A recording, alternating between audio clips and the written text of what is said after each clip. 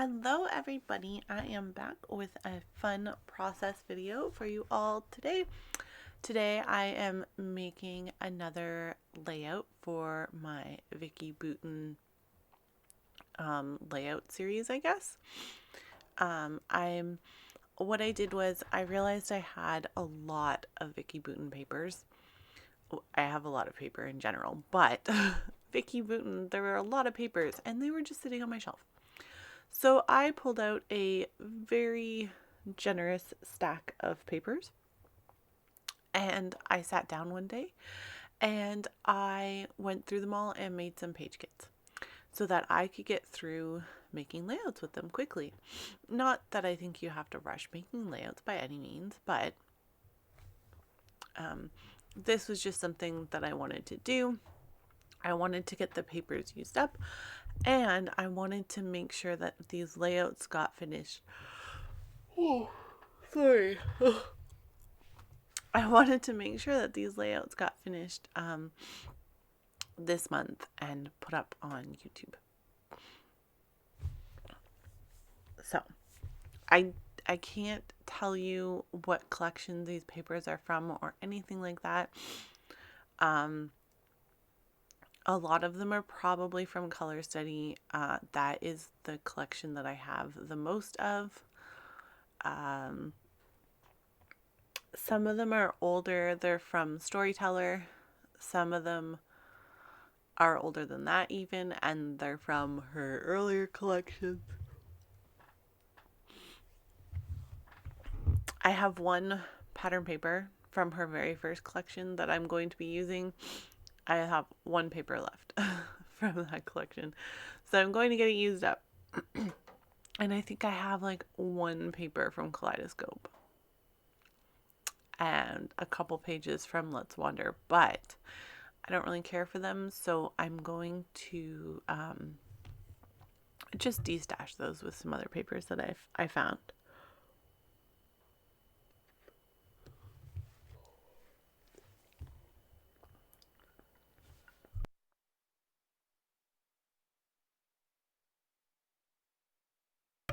Oh, sorry, I had to cough. And I didn't want to cough into my microphone, so I paused it for you. So what I did for this is I have a bin of embellishments and I have them sorted by collection or some of them by type. Like I have a little baggie for labels and I have one for, how do I explain this? Okay, for example, if a collection has 2 ephemera packs, I'll put them in one baggie. Because I was running out of baggies. I have these little, I don't know if I've shown them, and I don't have one with me offhand. They're little zip top plastic bags, but they're not like a Ziploc bag. They're sturdier. They're heavier plastic. So I use those to keep all of my ephemera pieces in. And it works really well for me. It's definitely the best storage solution that I have found. So I believe for this layout, I pulled out a whole bunch of ephemera from Pink Fresh Studio. It was one of their like stay home quarantine lines. It might have been exclusive to Hip Kit. I don't know for sure. I know that I do have some that are exclusive to Hip Kit that Pink Fresh made. I don't know if this is one of them or not. So there, I was putting the word all the things on, and I didn't want to cover up the little frame of the teal or green, that's green label that I had put down because I put it there, so I wanted to see some of it at least.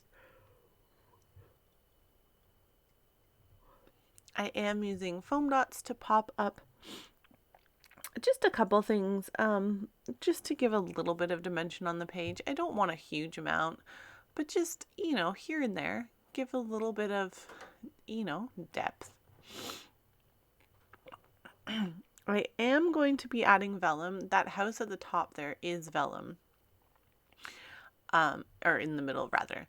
I just put adhesive on it. I can't really be not bothered, but like it doesn't really matter to me if if you can see little bits of adhesive through the vellum.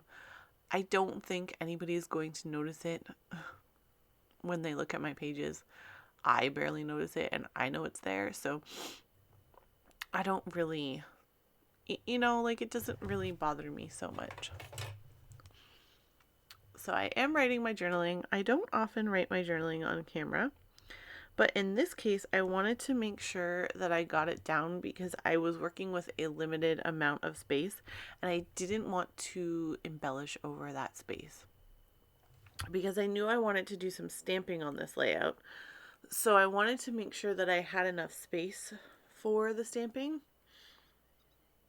to add to the layout. So my hand was bothering me. I don't know why. Yesterday, whenever I was writing, my hand was really sore. So I stopped. I did stop adding my journaling yesterday. I wrote it on a couple pages and then I stopped doing it because my hand was really bothering me.